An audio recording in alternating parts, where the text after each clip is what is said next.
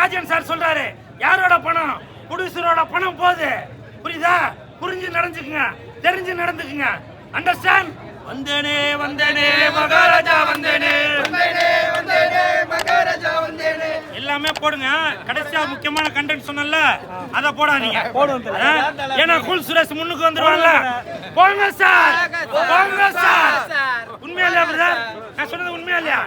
போங்க. 10 லட்சம் வச்சு ஆடியோ ரிலீஸ் நடத்துங்க. எதுக்கு? ஒப்பாரி வைக்கிறதுக்கு. 10 லட்சம் வச்சு ஆடியோ ரிலீஸ் நடத்துறீங்களா? அது எதுக்கு? ஒப்பாரி வைக்கிறதுக்கு தான் பண்றீங்க. என்ன மாதிரி கலைஞர்களுக்கு வாய்ப்பு கொடுத்து இப்ப தியேட்டர்ல இவ்வளவு இன்னைக்கு 6-7 படம் ரிலீஸ் ஆயிருக்கு. எந்த கலைஞர் இந்த தியேட்டர்ல வந்து இந்த மாதிரி ஒரு கெட்டப்ல வந்திருக்கா சொல்லுங்க.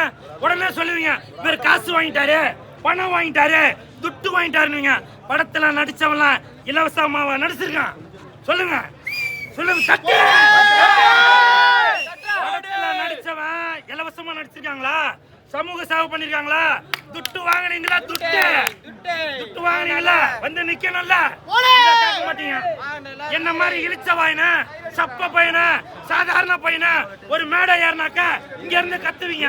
அப்படிதானே? அப்படிதானே சார்? உண்மையா இல்லையா? உண்மைதானே?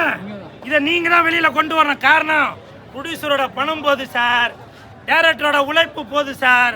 புரியுதுங்களா? புரிஞ்சு நடந்துக்குங்க, தெரிஞ்சு நடந்துங்க. என்ன தங்கச்சி, கரெக்டா இல்லையா? இதுதான் டைட்டிலா போடுவாங்க. தங்கச்சிக்கிட்ட போயிடணும். ஏன்னா அந்த அளவுக்கு அவங்க வந்து அற்புதமாக நல்ல குணமுள்ள ஒரு கதாபாத்திரத்தில் இந்த படத்தில் நடிச்சிருக்காங்க. அவர்களுக்கும் என் மனமார்ந்த வாழ்த்துக்கள். அப்புறம் வில்லனாக சேத்தன் அவர்கள் நடிச்சிருக்காங்க, அவருக்கும் என் மனமார்ந்த வாழ்த்துக்கள். படத்தின் தயாரிப்பாளர் திரு சாய் அவர்களுக்கும், டிக்கெட் பாக்ஸ் ஏதோ பேர் சொன்னாங்க, அலெக்சாண்டரா ஏதோ பேர் போட்டுருச்சு, அவருக்கும் என் மனமார்ந்த வாழ்த்துக்கள். இந்த படம் மொத்தத்தில் இந்த படம் நலிந்து வரும் இந்த கூத்து கலைஞர்களோட கதையை அப்படியே அப்பட்டமாக திருவண்ணாமலையில் நடக்கும் ஒரு உண்மை சம்பவத்தை தான் இந்த படத்துல, ஜமா படத்துல காமிச்சிருக்காங்க. அது மட்டும் இல்ல, இப்ப வந்து திருநங்கைகளை பல பேர் பல விதமான கேலி கிண்டல்களும் பண்ணிட்டு இருக்காங்க. திருநங்கைகளை சில பேர் பொட்ட அப்படின்னு சொல்லுவாங்க, சில பேர் உஸ்ஸு அப்படின்னு சொல்லுவாங்க, இப்ப புதுசா வானவில் அப்படின்னு சொல்றாங்க.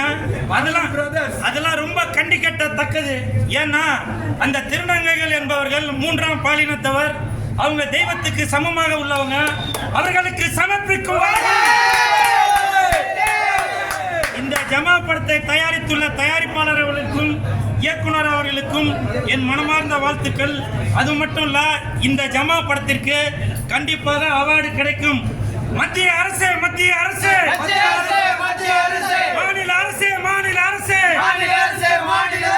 ஜமா படத்துக்கு, ஜமா படத்துக்கு விருது கொடு, விருது கொடு. மத்திய அரசு, மாநில அரசு, ஜமா படத்திற்கு விருது கொடு, விருது கொடு. வந்தனே வந்தனே மகாராஜா வந்தனே, வந்தனே வந்தனே மகாராஜா வந்தனே, ஜமா பக்க வந்தனே, சந்தோஷத்தை தந்தனே. அப்புறம் இந்த படத்துக்கு இசை இளையராஜா அவர்கள் இல்லை என்றால் இந்த படமே இல்லை. இளையராஜா அவர்கள் இன்றைய தலைமுறைக்கு ஒரு இளைய தலைமுறையோட ஒன்றி போய் இந்த படத்துக்கு இசை அமைச்சிருக்காரு. அவர் இளையராஜா மட்டுமல்ல, இன்றைய ராஜா. அவர் இளையராஜா மட்டுமல்ல, இசையின் ராஜா. அவர் இளையராஜா மட்டுமல்ல, இமயத்தின் ராஜா. அவர் இளையராஜா மட்டுமல்ல, இளைஞர்களின் இணைந்த ராஜா. இப்படி இந்த படத்திற்கு, ஜமா படத்திற்கு அவ்வளவு ஒரு ஒத்துழைப்போட இதுல சாங்ஸ்லாம், அதே மாதிரி பேக்ரவுண்ட் மியூசிக் எல்லாமே போட்டு கொடுத்துருக்காங்க. மொத்தத்தில் இந்த ஹோல் டீமுக்கு என் மனமார்ந்த வாழ்த்துக்கள். வந்தேனே வந்தேனே மகாராஜா வந்தேனே, வந்தேனே வந்தேனே மகாராஜா வந்தேனே,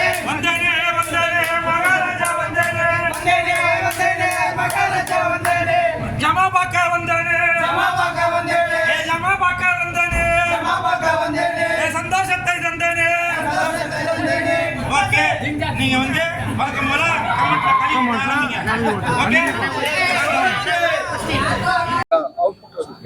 எந்த மட்டும் இல்லைங்க, எல்லாரோட ஹார்ட் ஒர்க். பாரி எல்லாம் பாத்தீங்கன்னா அவ்வளோ கஷ்டப்பட்டு இந்த படத்தை எடுத்தாப்ல.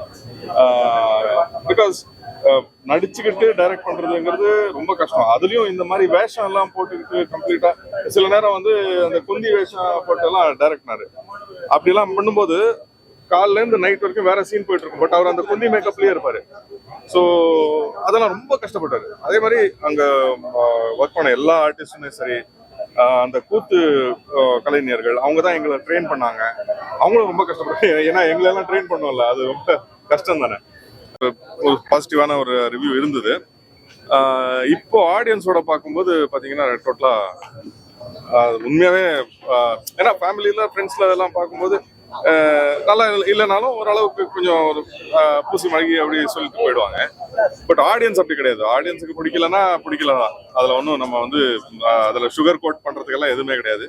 ஸோ இன்னைக்கு தான் உண்மையான ஒரு இது ரிசல்ட் தெரிஞ்சது. உண்மையாக எல்லாருமே என்ஜாய் பண்ணாங்க தியேட்டரில். So very happy.